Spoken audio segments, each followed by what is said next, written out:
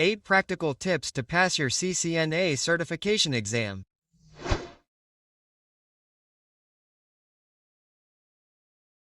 Look, I remember how many people commented on some videos of the CNA course that I started uploading in 2020 and well, they said that I talked too much, that I should get to the point more directly.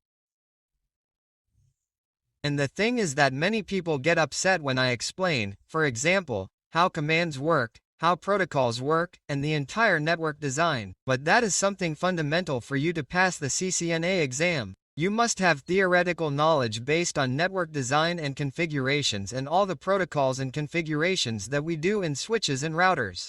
60 or 70% of the questions on the certification exam are theoretical. Now, you must also understand key concepts such as the OSI model or, in this case, the TCP/IP model, the subnet or IPv4 and IPv6 subnetting, WAN configurations, static and dynamic routing such as USPF, and Layer 2 protocols such as STP and Ether channel. Recommended resources include, for example, the book SNA 2001 by Wendell Oden. If you want this book, you can leave it in the comments indicating that you want it for me, and obviously send me the link through a social network so that you can download it without any problem. Use tools such as Cisco Packet Tracer, tools such as GNS3, which we have also used quite a bit here on the channel, or tools such as EBNG to simulate networks, right? Obviously, configure virtual devices, configure routers, configure switches, also practice common scenarios of business networks, home networks, configure VANs, trunk links, troubleshoot connectivity issues, implement ACLs and NACs in all these configurations, in all these networks. That is very important. One of the recommendations I can give you is that you try to design large networks, for example, business networks, local networks, home networks that are connected, for example, by a DCL modem. Within these home networks, in addition to connecting Wi-Fi network equipment, also connect IoT equipment, that is, try to use all the equipment that can be configured in Packet Tracer in a single network. It is also very important to configure ACLs and NACs because this is part of the CCNA content. Now you can configure ACLs and NACs in Packet Tracer or other software, but remember, you must also study how each of them works. As the name suggests, these are practice exams. Take simulated tests, practical exams.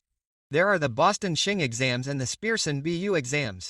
In addition to this, it also allows you to familiarize yourself with the exam format and then, obviously, analyze your mistakes and reinforce those topics. These exams are paid, right? However, the Persono exam is only $20 and this is simply a practice exam or a test that will help you reinforce your knowledge and analyze your mistakes.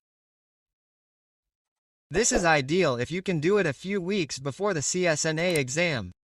I will also leave you the link in the video description so you can go directly to the Pearson webpage. Now, if you find it difficult to pay for the test on Pearson Web or another one, a while ago I uploaded a video where I showed you how to install a CCNA exam simulator.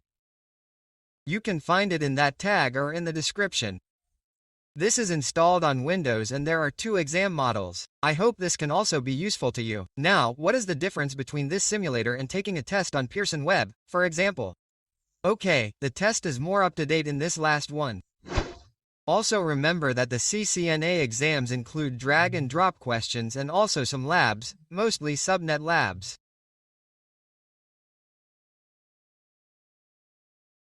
This is where we get to the fundamental topic of this, the subnet or creating your networks or designing your key networks. Practice until you can calculate available reuse masks and ranges in seconds. I remember that we were taught to subnet by decomposing all IP addresses into binary. However, all this networking practice helped me to the point that I could somehow do quick calculations of your networks. For example, in my mind you can practice your networks and then try to solve them with your mind. This allows you to solve these CCNA exam questions much faster. Remember that time is crucial on these exams. The recommendation for this is that you memorize the power tables. For example, 2 to the power of 8, 256, 2 to the power of 10, 1024. Focus first on the network mask of an IP address. Remember that it is the one that tells you which networks and which hosts. These are new topics in the CNA. The current CCNA includes modern topics such as basic security, ACLs, security, triple authentication. Now, when it comes to automation, study API concepts, REST, JSON, and tools like Ansible. One of the resources that you can look for these automation and security topics are the Cisco DECnet modules for automation fundamentals.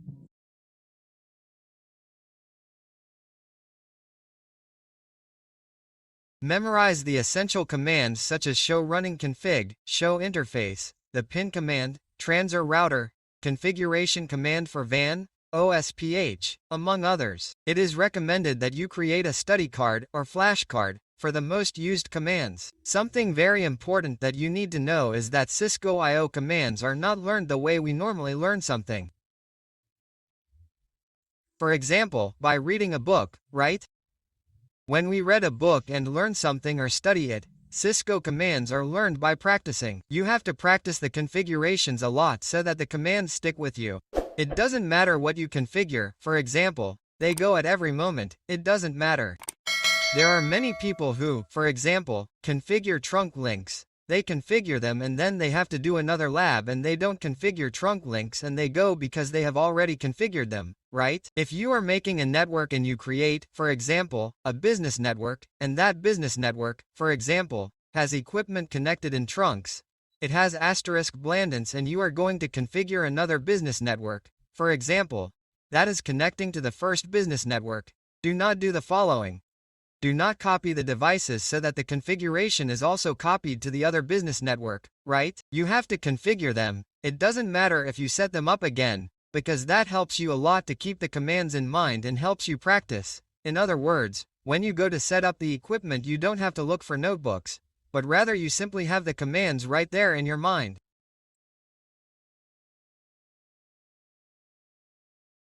This is very important. Remember that time is up there and that can be really stressful. The exam has 120 minutes for approximately 100 questions. Don't get stuck on a difficult question. Yes, a strategy for all of this. Answer the easy questions first. Dedicate extra time to the labs, since they have more points. Use the 24-hour rule for the labs. And this consists of, if you don't advance in 2 minutes, skip and come back later. That will allow you to be more efficient with your time. Get a good night's sleep the night before, please. Avoid studying new topics on the last day before taking your exam.